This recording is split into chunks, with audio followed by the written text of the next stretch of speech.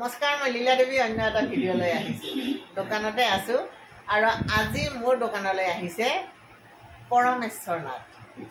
নমস্কাৰ। পৰমেশ্বৰ নাথৰ কণ্ঠ অতি সুন্দৰ, কিন্তু এতিয়া যদি আপুনি ক'ব খোজে যে পৰমেশ্বৰ কোন হয়, কি কৰে তেওঁ, পৰমেশ্বৰৰ দোকানী ময়ো দোকানী। আৰু তেওঁৰে এখন টেইলৰিং আছে। ময়ো আৰম্ভণি টেইলৰিঙেৰে কৰিছিলোঁ। এতিয়া যেনিবা মোৰ শ্ব'ৰুমটোত মই থাকোঁ আৰু তেওঁৰ কিন্তু নিজা টেইলৰিংখন তেওঁ নিজে চলাই আছে। তেওঁ কাটিং জানে, তেওঁ চিলাই জানে, কিন্তু তাতকৈ ডাঙৰ কথাটো হ'ল যে পৰমেশ্বৰে বহুত ধুনীয়া গান গায়, ধুনীয়া গীত লিখে, মানে কণ্ঠ অতি সুন্দৰ, ছন্দ অতি সুন্দৰ। কিন্তু আমাৰ মানুহৰ ধাৰণাত এটা কি জানে, এই যে আমি দোকান দিওঁ, দোকান দিলে দোকান দিয়া মানুহে গায়ক হ'ব নোৱাৰে, দোকান দিয়া মানুহে শিল্পী হ'ব নোৱাৰে, দোকান দিয়া মানুহ সাহিত্যিক হ'ব নোৱাৰে, মূল্যটো কমি যায়। এয়া হ'ল আমাৰ আধুনিক মানুহৰ এটা মানসিকতা। কিন্তু ইতিমধ্যে ইউটিউব, ফেচবুকত তেওঁৰ গানে যথেষ্ট জনপ্ৰিয়তা লাভ কৰিছে। পেৰেডিঅ' সুন্দৰ গায় আৰু আপুনি শেহতীয়াভাৱে যিটো হেৰি কৰিলে, গীত কৰিলে, তাৰ অকণমান কৈ দিব নেকি? আচলতে মই গীতিকাৰ মানে মই লিখি ভাল পাওঁ আচলতে। গতিকে মই এইটো সৰুৰে পৰা এটা হেৰি আছিলে, চখ আছিলে, লিখি ভাল পাওঁ। কিন্তু সময়ৰ ভিতৰত কিছু উঠি ভাঙি গ'ল, ধৰি ৰাখিব নোৱাৰিলোঁ।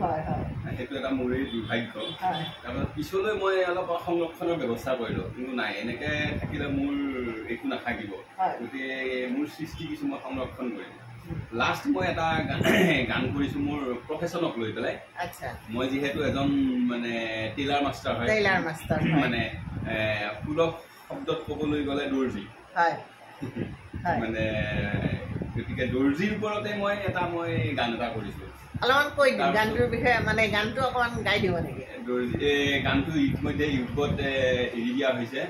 দৰ্জী দৰ্জী সকলোৱে কয় মোক, মই যে কাপোৰ চিলাওঁ, চান্দে মন্দে নাই মোৰ ভৰিতে, খট খট খট খট মেচিন চলাওঁ। দৰ্জী দৰ্জী সকলোৱে কয় মোক, মই যে কাপোৰ চিলাওঁ। আচলতে এইটো গানটো মই এটা কবিতা আছিলে। তাৰপিছত মই কোনোবা এটা মানে হেৰি মুহূৰ্তত, বৰ আৱেগৰ মুহূৰ্তত এটা কবিতা লিখিছিলোঁ। সেই কবিতাটো মই গানলৈ ৰূপান্তৰ কৰিলোঁ। পিছত এতিয়া এই গান হিচাপে মই ইউটিউবত হেৰি কৰিছোঁ। এতিয়া এনেই সদ্যহতে মোৰ সদ্য মুক্তিৰ পথত আছে আপোনাৰ এটা বন্ধু বুলি পেলাই এটা নতুন গান, যিটো গান মই আৰু মহেন্দ্ৰ দাই কৰিছোঁ। আমাৰ শ্ৰদ্ধাৰ গণশিল্পী সকলোৱে জানেই মহেন্দ্ৰ হাজৰিকাৰ লগত ময়ো কণ্ঠ দিছোঁ। আৰু মোৰ নিজৰে গান ইতিমধ্যে তেওঁ মোৰ গান গাইছেও বাৰু, তাৰপিছত এতিয়া মুক্তিৰ পথত আৰু অকণমান গুণগুণাই দিব নেকি? বন্ধু বন্ধু শোষণৰে বানে ধোৱা দিশহাৰা জনতাক ন্যায় দিবলে আজি কোনো নাই, আজি কোনো নাই। তই বাৰু দেখিছনে নাই, দেখাৰ পাছতো জানো বুকু কপা নাই, দেখাৰ পিছতো জানো বুকু কপা নাই। বন্ধু মানে শোষণ বঞ্চনাৰ বিৰুদ্ধে এই গানটো হেৰি কৰা হৈছে। এইটো মানে আচলতে ৰজা ভূঞাক সম্বোধন কৰিয়েই হেৰি কৰা হৈছে। আমি বৰ শোষণ বঞ্চনাৰ হেৰিত আছোঁ, গতিকে ইয়াৰ পৰা আমি মুক্তি বিচাৰোঁ। ৰজা ঘৰীয়ালৈকে মই আহ্বান কৰোঁ যে আমি এই নিৰীহ মানুহখিনিৰ ওপৰত এই শোষণৰ বোজাবোৰ কিছু আঁতৰাই দিয়ক। মানে আমি সাধাৰণ জনতাই জীয়াই থকাৰ বাসনা যে হেৰাই পেলাইছোঁ, মোৰ গানটোত তাকেই মই প্ৰতিফলন কৰিছোঁ। আৰু বৰ সুন্দৰ হৈছে আপোনাৰ কণ্ঠ, অতি সুন্দৰ, মানে কি ক'ম আৰু।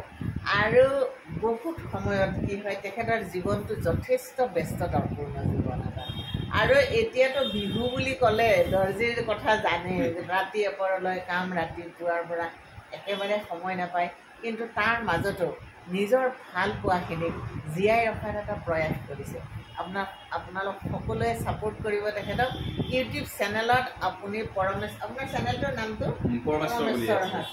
পৰমেশ্বৰ নাথ বুলি আছে পৰমেশ্বৰ নাথ বুলি চাৰ্চ কৰিলে আপুনি পাব ইতিমধ্যে তেখেতে হয় আৰু কবিতা আবৃত্তিও ধুনীয়া যিহেতু কণ্ঠ একদম গলগলীয়া মাতটো গতিকে কবিতা আবৃত্তি কৰিলেও বৰ সুন্দৰ মানে লাগে আপোনাৰ আছে নেকি মনত বৰ্তমান এটা কবিতা অকণমান আবৃত্তি কৰি দিয়কচোন মানে কণ্ঠটো চাব দেই গলাটো মানে ইমান গলগলীয়া একদম অন্তৰ চুই যায় তাৰমানে আচলতে কবিসকল মানে অলপ বেছি আৱেগিক হয় মই নিজকে কবি বুলি ক'ব নিবিচাৰো কিন্তু মোৰ আৱেগ যে আছে সেইটো মই স্বীকাৰ কৰোঁ আৰু সাংঘাতিক প্ৰেমিক নেকি প্ৰেম মানে এনেকুৱা নহয় প্ৰেম মানে যিকোনো চৰাই চিৰিকটি জীৱ জন্তু শব্দৰ প্ৰেমিক শব্দৰ প্ৰেমিক প্ৰেমৰ অৰ্থটো সাৰ্বিক আৰু প্ৰেম মানে আৰু গতিকে ঠিক তেনেকুৱা মোৰ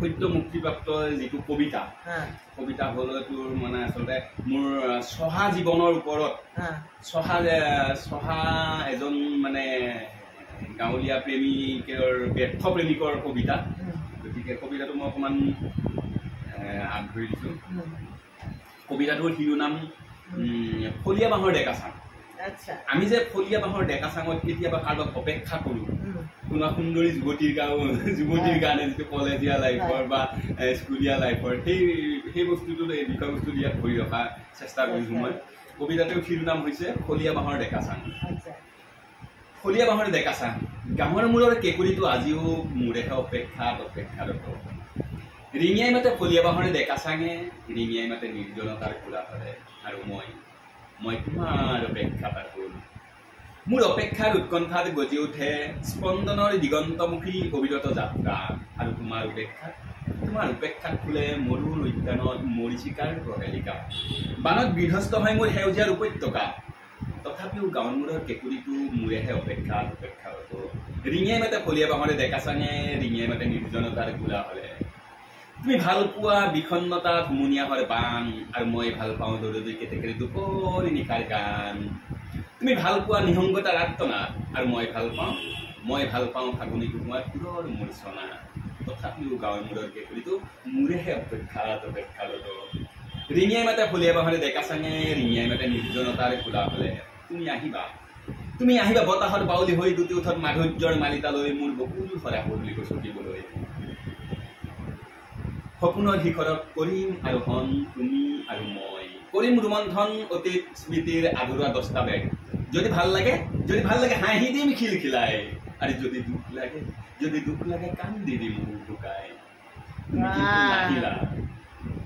আৰু আছে কবিতাটো অলপ দীঘলীয়া হয় ইমান সুন্দৰ দেখিছে ইমান সুন্দৰ আৰু ইমান দীঘলীয়া কবিতাটো ইমান মানে মনত ৰাখিছে মনত থকা শক্তিটো মানিব লাগিব মোৰ আৰু 2 লাইন মানে মাতিলে পিছৰ লাইনটোৱে পাহৰি অতি সুন্দৰ পৰমেশ্বৰৰ মানে অনাগত দিনবোৰ সুন্দৰ হোৱাৰ কামনা কৰিলোঁ আপোনালোকৰ সহযোগ আৰু সমৰ্থনত তেওঁ উৎসাহিত হৈ আৰু আগবাঢ়ি যাব বুলি এটা ধাৰণা এটা লৈ আজিৰ ভিডিঅ'টো সামৰণি মাৰিলোঁ নমস্কাৰ ভালে